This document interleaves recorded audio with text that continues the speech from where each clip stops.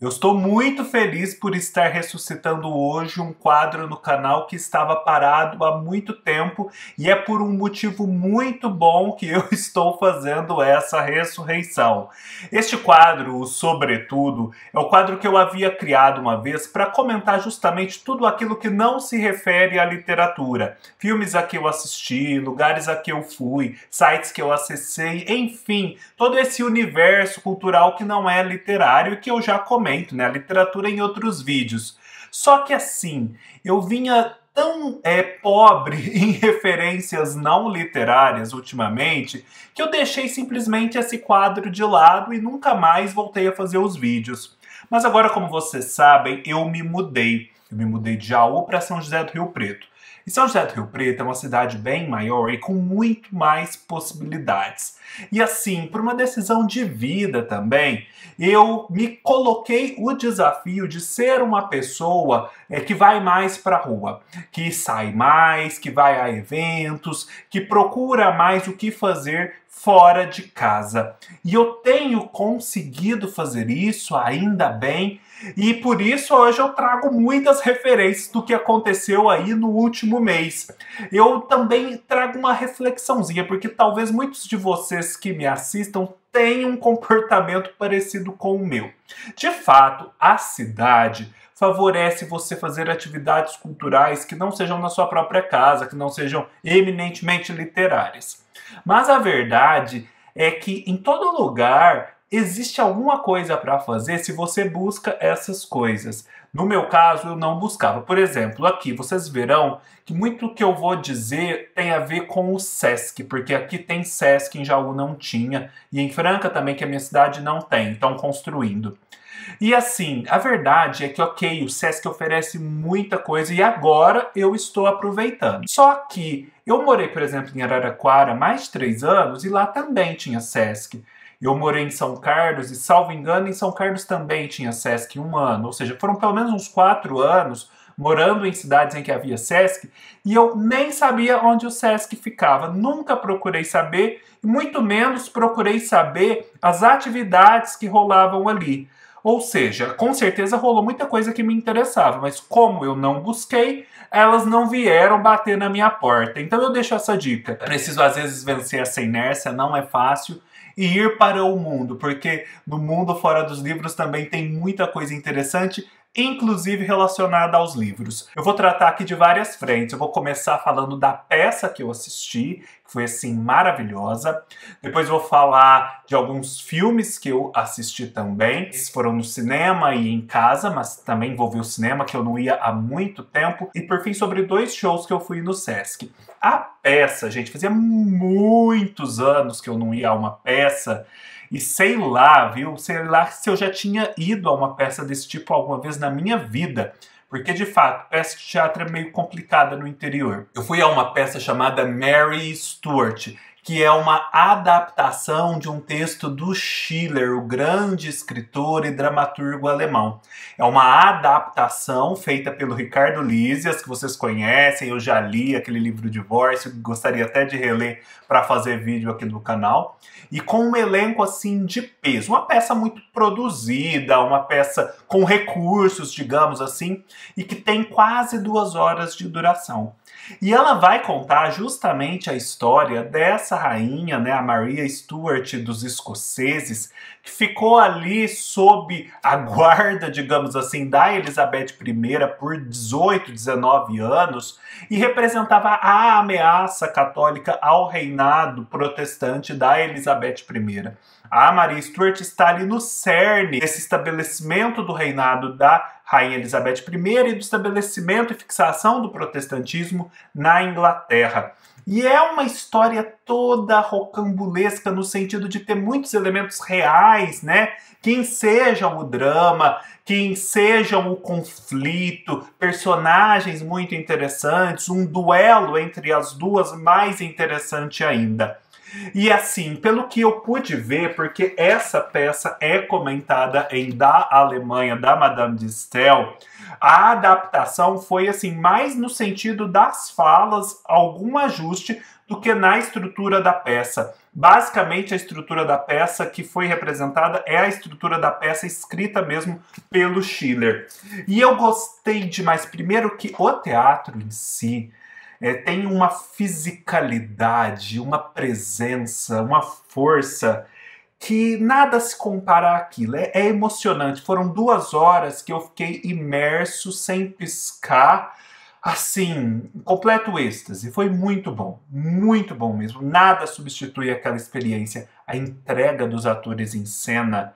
Meu Deus, aquele risco, né, que existe de um ator esquecer a fala, tropeçar, enfim, a vida real e ao vivo que acontece ali, traz uma densidade à experiência que é incomparável. E eu gostei da forma como eles conseguiram fazer com que uma peça de época soasse moderna sem modernizá-la. Eu dou alguns exemplos. Eles fizeram pequenas alterações nas falas que mantém, sim, uma certa solenidade nas falas, afinal, são pessoas da realeza que estão conversando, ali da realeza do século XVI, mas a verdade é que não existe aquela formalidade excessiva que faz o texto soar arcaico. Então você consegue encontrar um você ali que já dá uma atenuada nessa carga que de outro modo ficaria artificial, sem, no entanto, cair no outro artificialismo que seria o de trazer para uma linguagem completamente moderna um tema que é essencialmente antigo, afinal é historicamente acontecido ali no século XVI. Outra coisa que eu gostei muito é dos figurinos. Os figurinos, eles remetem a uma certa solenidade e formalidade da época, mas, por exemplo, no caso das rainhas, eles optaram por umas vestes bonitas, com uma certa fluidez, mas sem aquele aparato todo das vestes, por exemplo, que a Cate Blanchett usa em Elizabeth, a Era de Ouro, que é basicamente o mesmo tema dessa peça. Então, assim, eu achei isso bacana. E uma outra coisa que ficou mais bacana ainda foi a questão das armas. Por exemplo, existem ali muitos lords e eles andam na peça com armas, pistolas. Eles andam com elas assim no ombro, na perna, aqui na cintura, para todos os lados, ou carregando na mão mesmo. E assim, eu acho que isso representa muito bem, apesar de a gente saber que obviamente não havia essas pistolas naquela época, que aquele povo andava armado, eles andavam com aquelas espadas.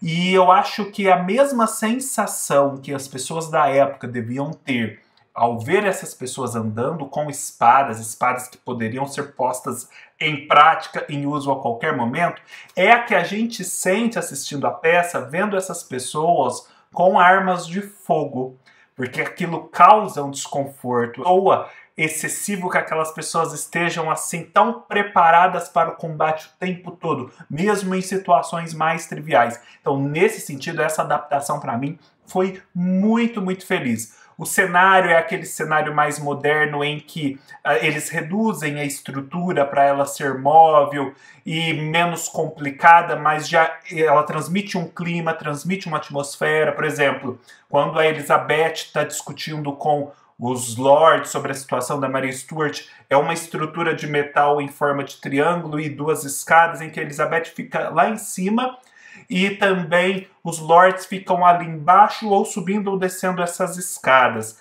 A gente sabe que isso não é a estrutura do palácio, mas dá essa ideia de elevação de uns e de outros que transitam de baixo para cima e de cima para baixo, de planos diferentes, de hierarquia, sem soar também algo totalmente modernizado. Boa solução no nível da abstração. Por exemplo, um detalhe, uma amiga que estava comigo que percebeu, eu não percebi porque eu fiquei prestando atenção em umas outras coisas muito interessantes, que é o da Elizabeth.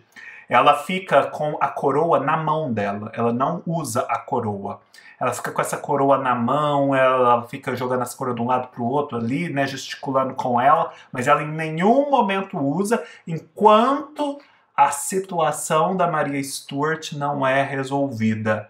E quando essa situação é finalmente resolvida no final, quando várias outras coisas estão acontecendo também, ela discretamente finalmente coloca a coroa sobre a própria cabeça, porque ali a principal ameaça se foi e agora ela pode se sentir plenamente rainha. É muito bacana mesmo. O elenco foi muito feliz nas suas interpretações. Eu gosto principalmente da moça que interpretou a Maria Stuart, os Lords também foram muito bons. Tem até aquele moço, gente, que na novela era o marido da Norminha, o Abel, lembram do Abel? Pois é, ele está irreconhecível como um dos Lords, um baita ator que faz uma interpretação assim, fenomenal. Eu divulguei, né, ontem um vídeo que tem muito a ver com esse contexto, que é o da Maria Tudor, uma outra peça de teatro escrita pelo Victor Hugo. Esse período, né, dos Tudors é muito rico em representações artísticas.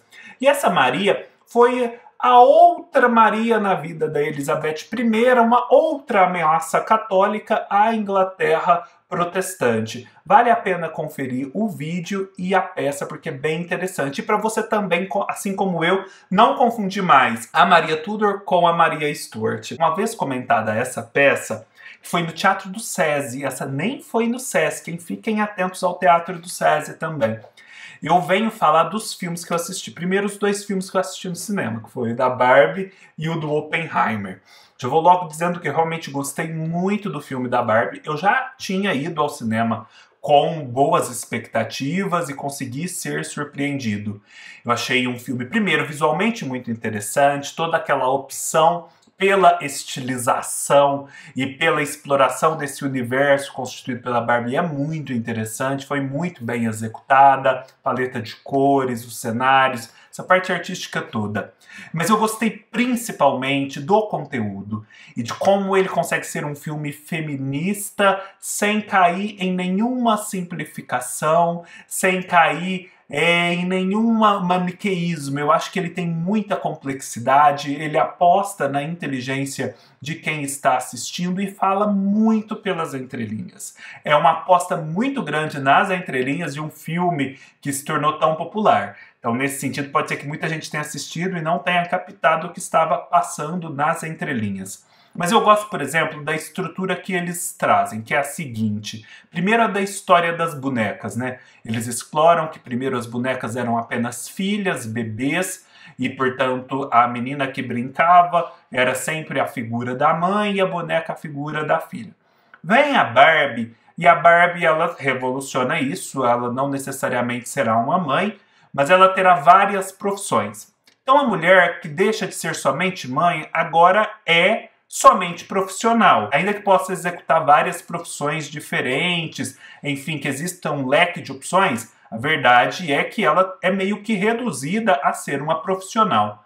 E a gente percebe conforme o filme se desenvolve, conforme o problema da própria Barbie ali na Barbilândia surge, que a questão agora é que a Barbie pode ser outras coisas também. Ela pode ser simplesmente uma mulher que tem problemas, uma mulher que não é ideal, uma mulher que não necessariamente trabalha, que pode estar desempregada também, pode ser uma dona de casa ou não, se quer ou não. Enfim, algo que lhe confira maior liberdade. Outra coisa que eu achei muito interessante é o estabelecimento do contraste com o mundo do Ken.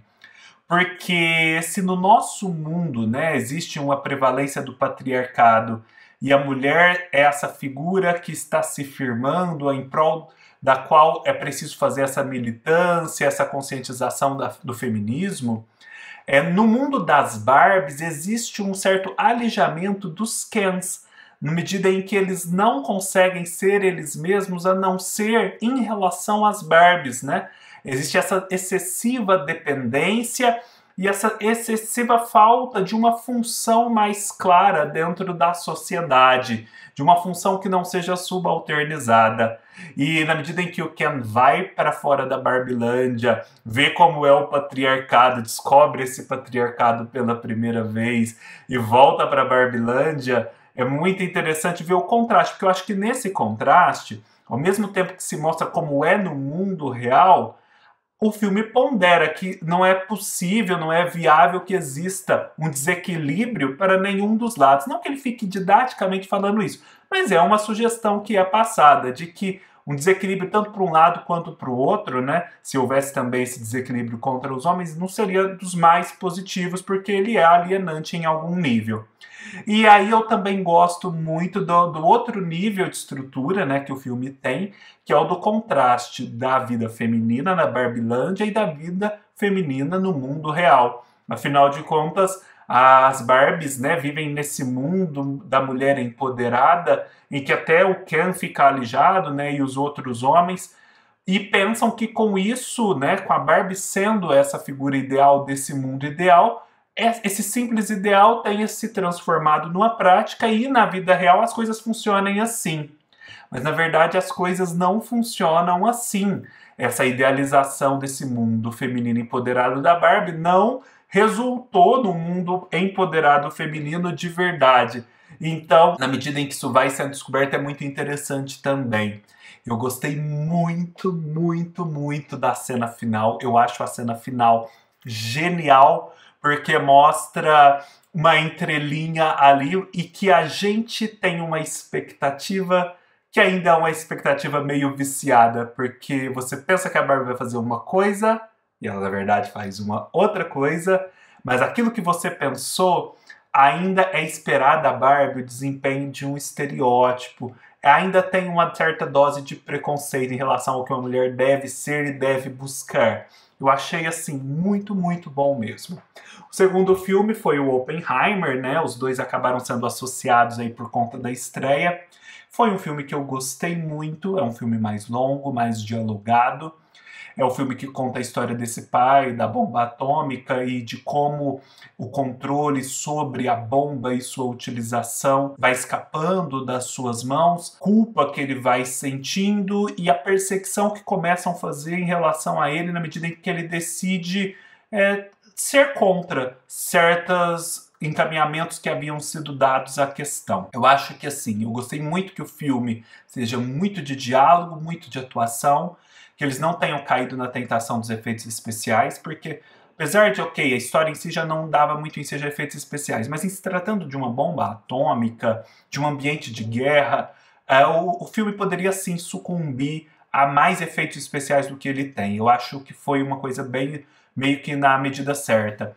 Eu acho interessante o fato de que o filme continua para muito além do lançamento das bombas sobre Hiroshima e Nagasaki. Eu acho que se o filme terminasse ali, ele ficaria estranho, ele ficaria incompleto e, portanto, como ele prossegue, eu acho que faz muito mais sentido a gente ver o filme como um arco da vida do Oppenheimer, mais do que o arco da criação das bombas. Ali, eu até comprei o livro, né? Deixa eu mostrar para vocês, porque o filme é baseado nessa biografia vencedora do Prêmio Pulitzer. Eu fiquei super interessado em conhecer mais detalhes mesmo da história, elementos que nem sempre o filme consegue entregar, naturalmente. Ali existe, ok, muito de Prometeu, inclusive, né, essa biografia se chama O Triunfo e a Tragédia do Prometeu Americano. Por quê? Porque o Prometeu é aquele titã que é punido por Zeus porque deu aos homens o fogo, deu a eles o engenho, a possibilidade de criação. E isso traz o bem, mas traz o mal, e por isso o Prometeu é punido. Mas, ok, o Oppenheimer traz esse fogo dos deuses, né, que é a bomba.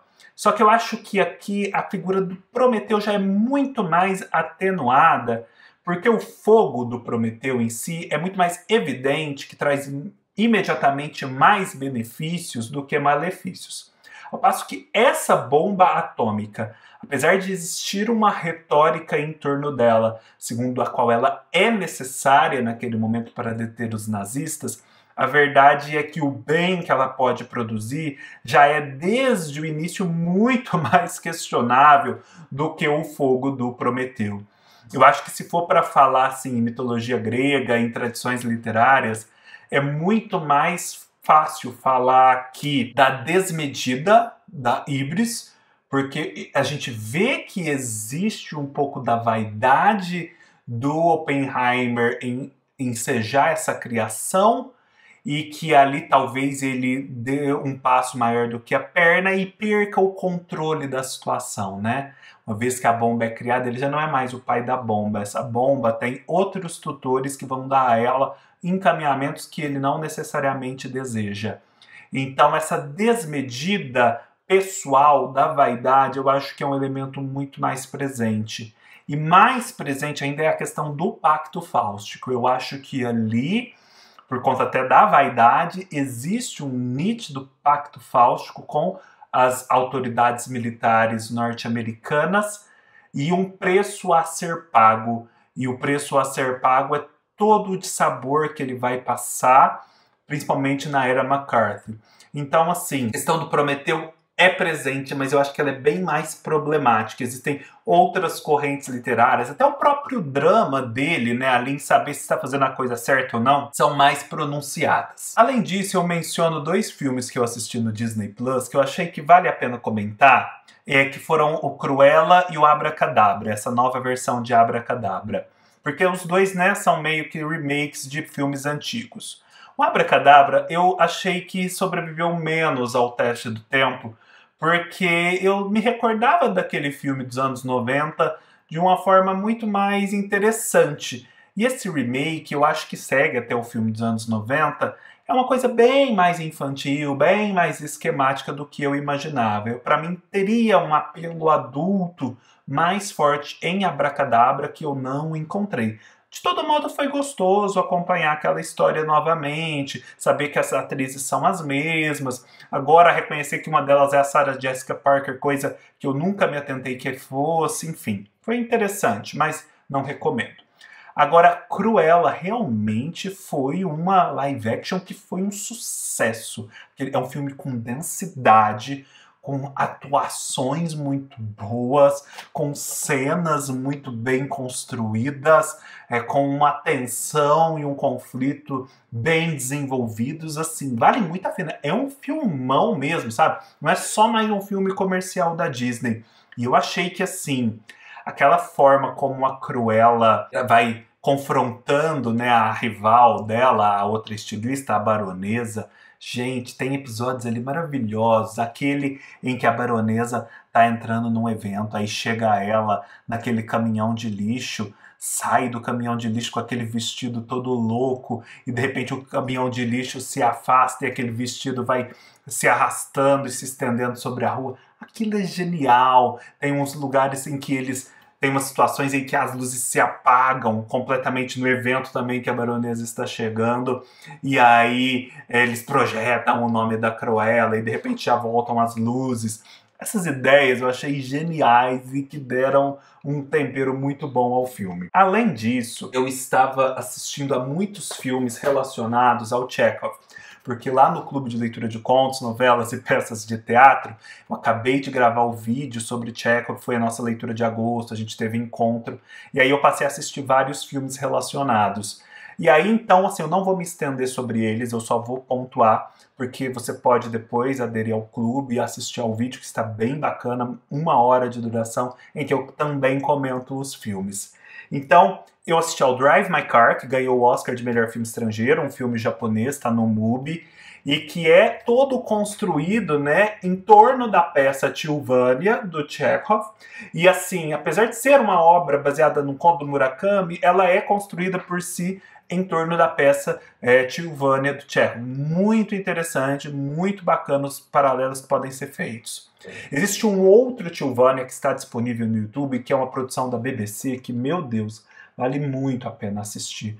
Porque, assim, são atores tão bons, entregando tanta interpretação para a Tilvânia, que a experiência de ter lido a peça se transforma numa outra experiência. Por mais que a qualidade de imagem não seja das melhores aqui no YouTube, vale a pena superar isso e assistir até o final. E o outro filme é um filme que está disponível para locação na Amazon Prime, é A Gaivota, super recente, com a Annette Bening. A Annette Bening dá um show como a atriz, que é a mãe ali, que causa toda a polêmica dentro da peça. É um filme muito bem locado, com cenas muito bonitas, muito fiel também à peça. Também tem uma interpretação da atriz que faz a Masha, que é uma personagem um pouco mais marginal na peça, que é fenomenal. É impressionante a atuação daquela atriz. E tirando esses filmes, eu também assisti umas animações, mas as animações não vou comentar hoje não. Eu assisti a 2 shows, gente, há quanto tempo eu não ia a shows? Aqui no Sesc, do João Bosco e do Lenine e do Bruno Jorge. O João Bosco e o Lenine, né, que eu conheço mais, 2 grandes nomes da MPB. São nomes que eu ouço bastante, às vezes até sem saber que as músicas são deles, né, depois que eu paro para prestar atenção eu reconheço. O que eu achei do show do João Bosco? É um show que instrumentalmente funciona muito. Tem uma pegada jazzística que é assim fenomenal. E é um jazzístico assim, não um jazzístico bossa nova, é um jazzístico mesmo. Então assim, é um show a banda e o próprio João Bosco tocando. As músicas são muito boas e tal, mas como as músicas em que ele canta mais são mais intimistas, e eu não sei se a acústica naquele dia não estava muito boa, porque o palco estava voltado para um lado que ele não está mais voltado agora, eu tive dificuldades em compreender a dicção dele, sabe? Isso prejudicou um pouco a experiência. Mas ainda assim foi um show muito bom. Show do Lenine e do Bruno Jorge. Bruno Jorge é o filho do Lenine. É excelente também. Aí, até porque eles já mudaram o palco de posição, achei que não teve esse problema da dicção. Eu conseguia entender o que o Lenine estava cantando perfeitamente bem. E a parte instrumental também é muito potente, porque eles 2 apenas que tocam. Não tem mais ninguém, e no entanto parece que tem uma banda enorme tocando. Então entregam muito. Eu gostei também do cenário, é um cenário minimalista, mas bem pensado, com uma iluminação bem interessante. 2 experiências que eu adorei. Vou a mais shows, com certeza. Gente, fazia muitos anos que eu não ia a show. Show assim de MPB, acho que eu nunca tinha ido, na verdade. Então, ir conhecendo esses artistas agora pessoalmente tem sido uma experiência muito boa. É isso, pessoal. Espero que tenham gostado. Se gostaram, deem um like, deixem seus comentários, se inscrevam no canal, apoiem o canal comprando pelos links da Amazon, aderindo ao clube de leitura. E nos vemos numa próxima oportunidade. Até mais!